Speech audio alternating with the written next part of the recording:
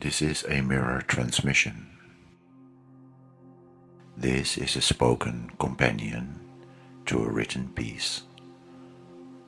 The text is working through clarity and structure. This audio works through tone, pacing, and silence. They are not meant to match word for word. They meet as mirrors. You don't need to follow the words. Let them pass through and notice what remains aware.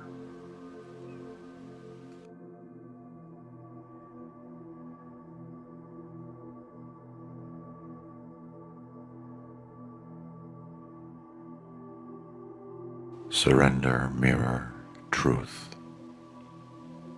The mechanics of immediate awakening, without belief and without hierarchy.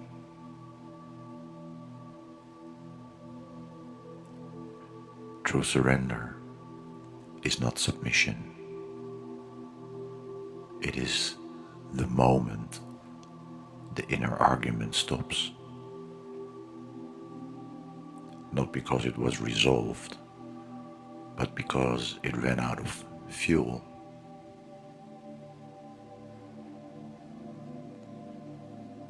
Surrender begins where resistance no longer makes sense.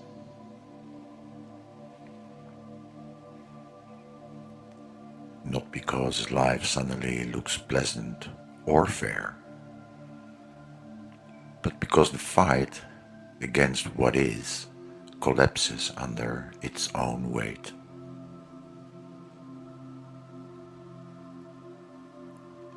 In that collapse, something quiet becomes available.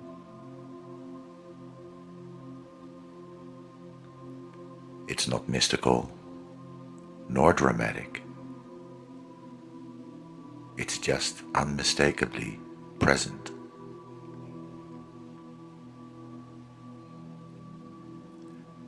This is where awakening actually starts.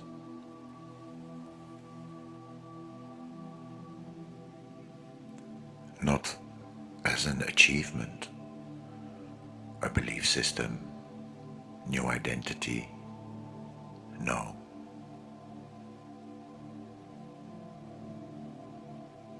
Nothing like that. Nothing like something called the awakened one.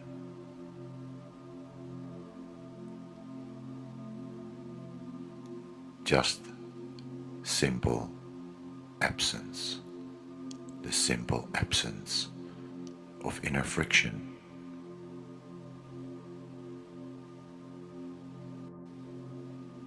Surrender is not passivity.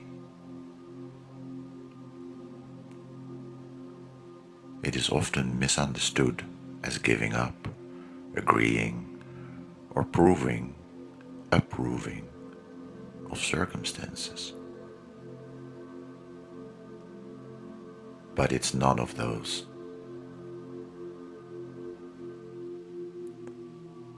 Surrender is the cessation of internal commentary that says, this should not be happening.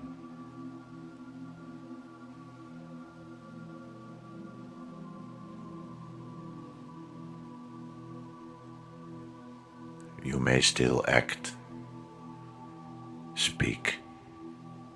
You may still change circumstances.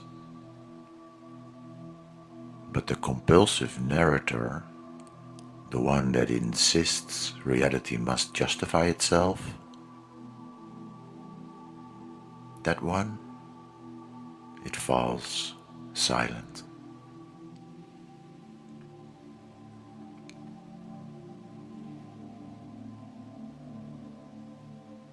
In that silence, action becomes clean.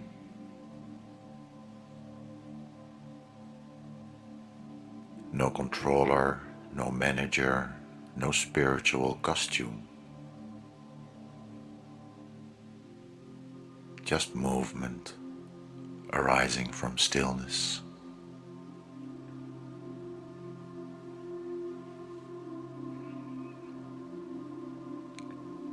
The mirror principle is this: nothing is added, yet everything is revealed.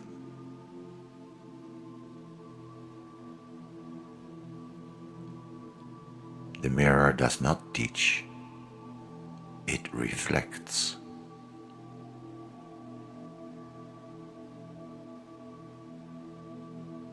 This is why it is so effective and sometimes also so uncomfortable.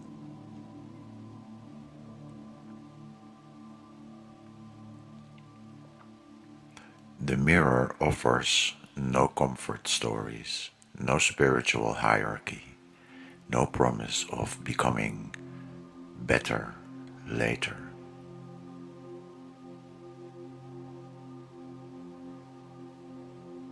It simply shows what is already operating. Thoughts, beliefs, identifications, resistance.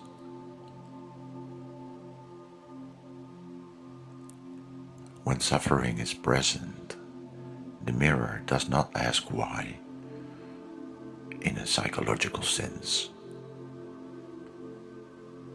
It is asking a much sharper question, really.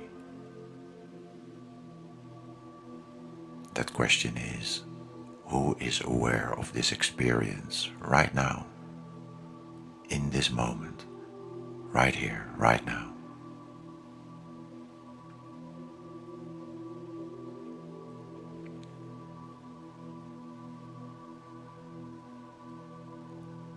Not who understands it, not who can explain it,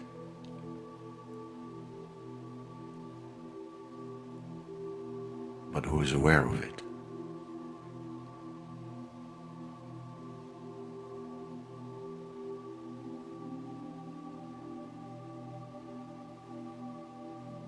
Who is aware of it? That question is not meant to be answered conceptually. Any conceptual answer misses the point.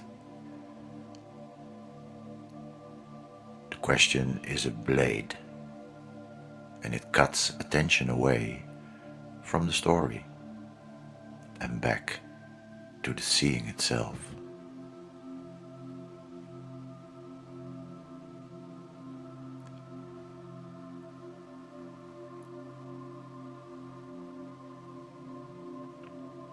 And when that happens, something subtle but decisive is shifting.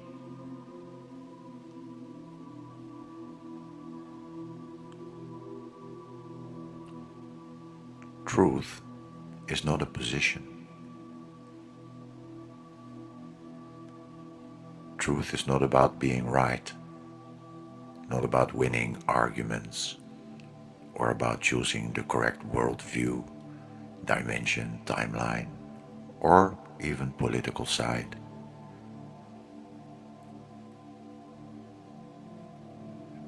Truth is what remains when interpretation drops.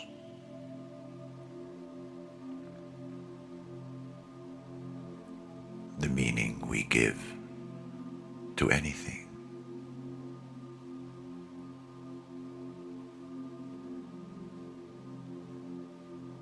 At every level of consciousness, 3D, 4D, or any other label that people enjoy using, the impulse is the same, to share what is seen. That impulse is natural,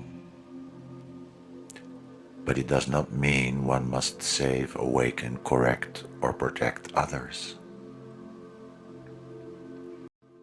There is really no mission to fix the dream. There's only noticing that it is a dream.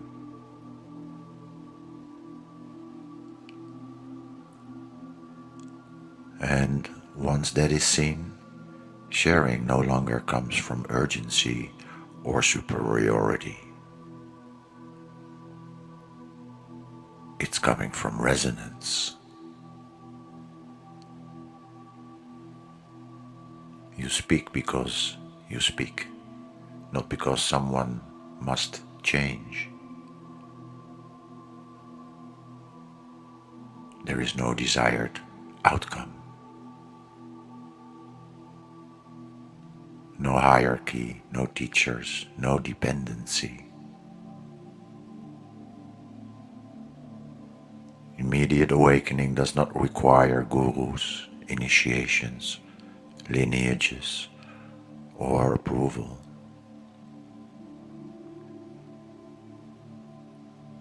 Anything that creates dependency only delays recognition. And that's not because teachers are wrong, but because truth can really not be outsourced. Nobody can own truth.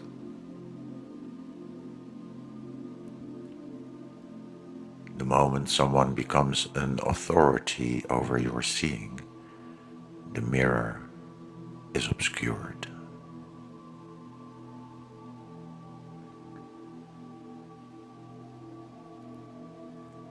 The direct path is simple, but not easy for the mind. Stop trying to improve the person. Stop negotiating with experience. Stop waiting for a future state. And notice what is aware now.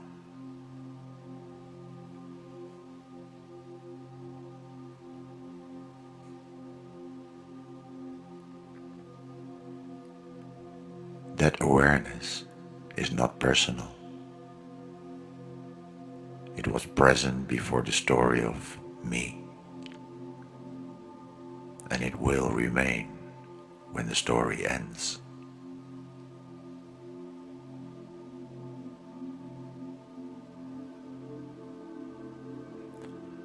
The mechanics are really impersonal.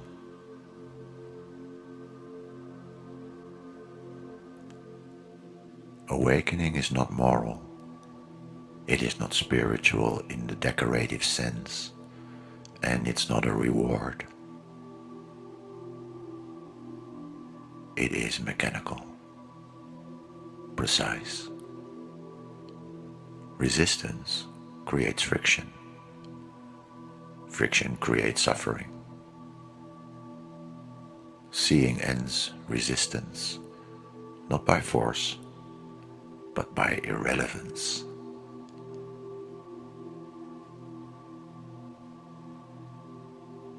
It is really, really smart, intelligent.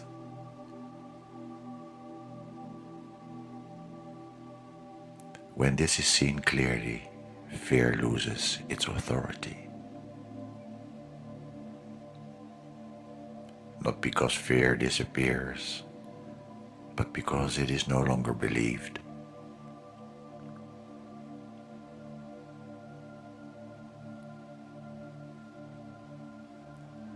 Creation then shifts, not through effort, but through perception.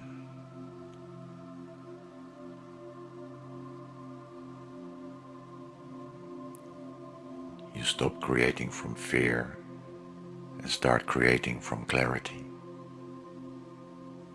Not as a practice, but as a consequence.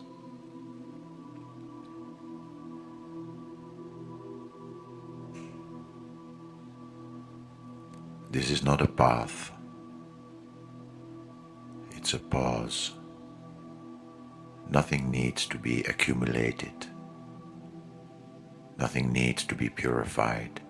Nothing needs to be transcended later. Just this. A pause in the inner argument. A softening of the grip. A willingness to see without conclusion.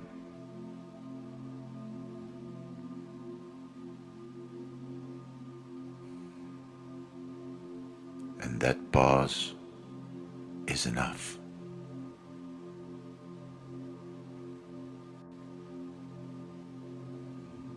Everything else is commentary.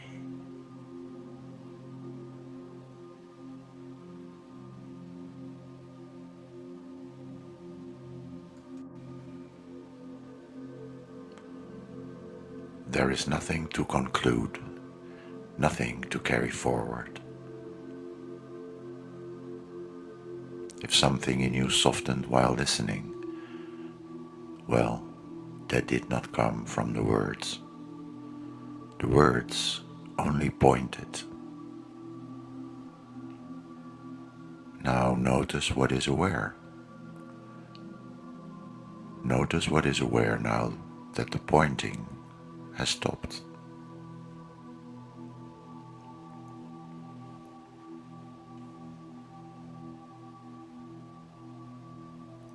No instruction, no next step. Just this. Whatever is aware right now was here before this began.